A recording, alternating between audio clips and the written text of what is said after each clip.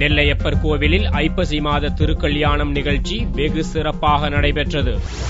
நெல்லையப்பர் கோவிலில் ஐப்பசி மாத திருக்கல்யாண திருவிழா கடந்த 13ஆம் தேதி காந்திமதி அம்பாள் சன்னதியில் கொடியேற்றத்துடன் துவங்கியது. இதைத் தொடர்ந்து தினம்தோறும் காந்திமதி அம்பாளின் சப்பர வீதி உலா நடைபெற்றது. முக்கிய நிகழ்ச்சியான திருக்கல்யாண வைபவம் கம்பாநதி மண்டபத்தில் நடைபெற்றது. முன்னதாக காந்திமதி அம்பாள் சன்னதியிலிருந்து தங்க முலாம் பூசப்பட்ட சப்பரத்தில் புறப்பட்டு கம்பாநதி காமாட்சியம்மன் கோவில் மண்டபத்தில் எழுந்தருளினார். இதையடுத்து கோவிலில் இருந்து நெல்லையப்பர் புறப்பட்டு காட்சி மண்டபத்திற்கு வந்தார். பின்னர் கம்பாநதி மண்டபத்தில் அம்பாளுக்கு சுவாமி காட்சி கொடுத்தல் வைபவமும் மாலை மாற்றுதல் நிகழ்ச்சியும் நடைபெற்றது. அப்போது ஒரே நேரத்தில் சுவாமிக்கும் அம்பாளுக்கும் தீபாராதனை காட்டப்பட்டது.